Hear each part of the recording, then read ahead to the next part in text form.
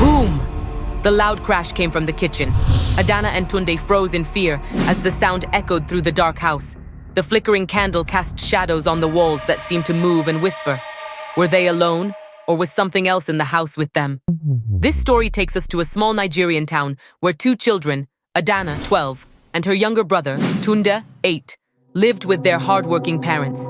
Their father was a bus driver who left the house early and returned late, while their mother ran a shop at the market and barely had time to come home during the day. The kids were often left by themselves in their cozy bungalow. Adana and Tunde were clever and playful, but sometimes felt lonely. They spent their time doing homework, playing games, or imagining wild adventures. But as they learned one fateful night, being alone at home could be dangerous. It was a typical Thursday. Their mother had left a pot of jollof rice on the stove and hurried out saying, "Lock the doors and don't let anyone in. I'll be back late." Adana nodded as always, and Tunde sat at the table, sketching a superhero with his crayons. "Adana, can we play hide and seek after eating?" Tunde asked with a grin. "Maybe after homework," Adana replied, acting like the responsible older sibling. The afternoon passed peacefully until the sky grew darker. A strong wind blew, rattling the windows. Adana lit a candle because the electricity had gone out, as it often did. They both sat in the living room, munching on biscuits and talking about school when they heard it. A faint scratching sound from the backyard. "What's that?" Tunde whispered, his eyes wide. "Probably a stray cat," Adana said, though her voice wavered. The sound came again, louder this time. Adana stood, clutching the candle, and tiptoed toward the back door. She peered through the curtain and saw nothing. Relieved but uneasy, she returned to the living room. Just as she sat down, a loud crash came from the kitchen. Both children jumped to their feet. "What was that?" Tunde cried.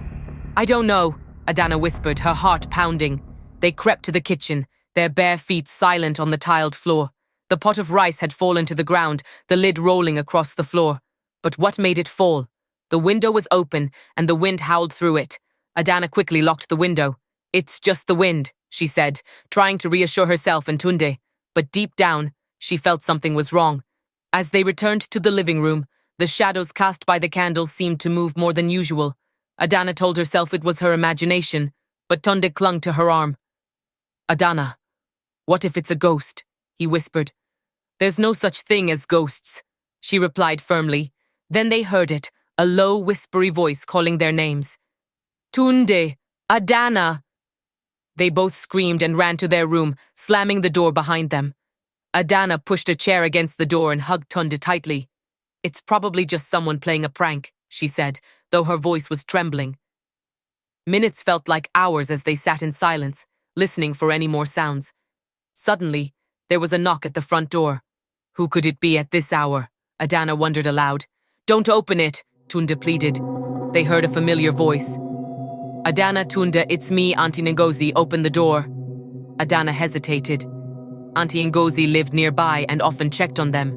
But something about the timing felt off. She called out, "Auntie Ngozi, is it really you?" "Yes, my dear. Open the door quickly," the voice replied. But Adana noticed it didn't sound quite like their aunt. Adana remembered what their mother had always said. "Never open the door no matter who it is until I'm back." She decided to stay put. "If it's really Auntie Ngozi, she'll wait until morning," Adana told Tunde. The voice outside grew impatient. "Open this door now," it demanded, turning rough and deep.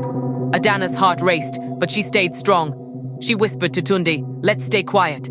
Maybe they'll think we're not here." Hours later, the voice disappeared, and the house grew silent again.